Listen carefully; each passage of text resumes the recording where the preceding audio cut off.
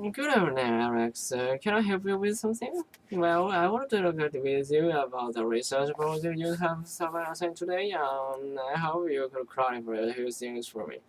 I certainly tried. Okay. All we have to do is two observation and take notes on them, right? Oh, that's the start, but you need to do some research too. Now, then you will write a paper that is not so much about the observation, but the synthesis of what you have observed and read. And what of the student I'm supposed to do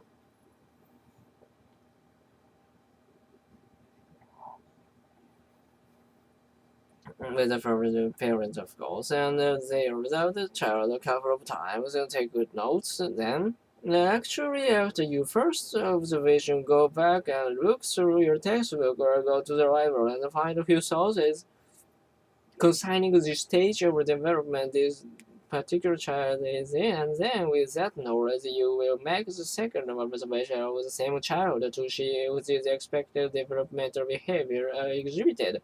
Can you give me an example? Well, if you observe a 4 years child, for example, my daughter is 4 years old, you might read up on Piaget's stages of cognitive development. We cover those in class. And most likely, at what stage would a child of that age be in? The pre-operational stage, exactly if that's the case, her language used to be maturing, and her memory and imagination would be developed. So she might pretend, like she can pretend when drawing her toy car across the car. And her couch is actually a bridge or something. That's right. In addition, her thinking would be primarily egocentric. Conceals her own needs and might not be able to see things from anyone else's perspective. But what if she doesn't? I mean, what if she does demonstrate those behaviors? That's fine. You'll note that in your paper. Your paper should compare what is expected of children at certain stage of development with what you actually observed. Okay, I have one more question now. But where can I find a child to observe? This you contact the educational department see the list of contact at various schools and with certain powers who have somehow connected to the university and help out the student with the project like years. Okay, I'll stop by the educational department office this afternoon. If you have any more questions, feel free to come by ordering all my officers. Okay, let's read this. Good afternoon, Alex. Can I help you with something? Well, I want to talk with you about the research project you have assigned today. I hope you could clarify a few things for me. I'll certainly try. Okay, all I have to do is to observation and take notes on them, right? That's the start, but you need to do some research too. Then you will write a paper that is not so much about the observation, but a synthesis of what you have observed and read.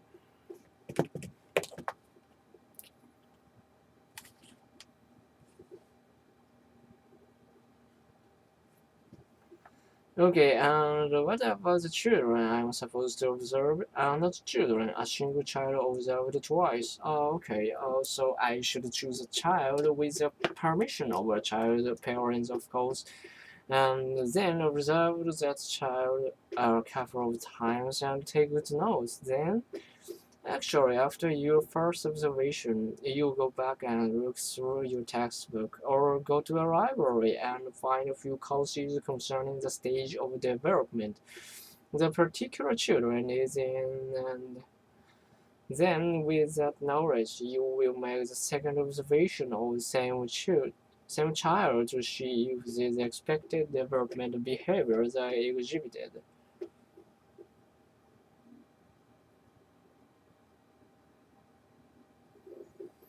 Can you give me an example?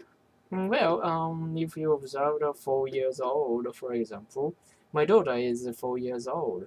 You might read up on Piaget's stage of cognitive development. We covered those in class.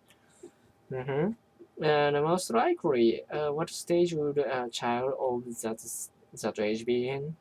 on the pre-operational stage. Exactly, if that's the case, her language would to be maturing and her memory and imagination will be developed.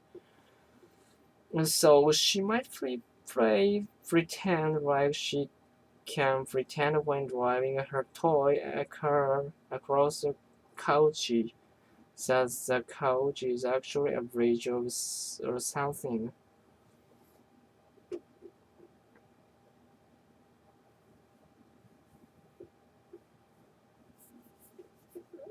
That's right. In addition, her thinking would be primarily egocentric.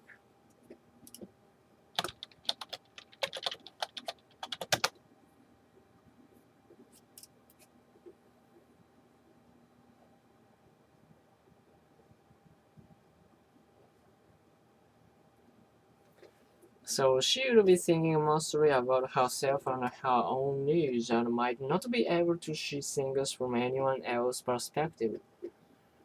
Hmm. But what if she doesn't? I mean, what if she doesn't demonstrate those behaviors? That's fine. You know that in your paper, your paper should compare what is expected of children at certain stages of development with what you actually observe. Okay, I have one more question now. What's that? Now, where can I find a child to observe? I suggest you contact the education department secretary. She has a list of contacts at various schools and with certain families who are somehow connected to the university. Sometimes they're willing to help other students with projects like yours. Okay, I'll stop by the educational department office this afternoon. And if you have any trouble or any more questions, feel free to come by during my office hours.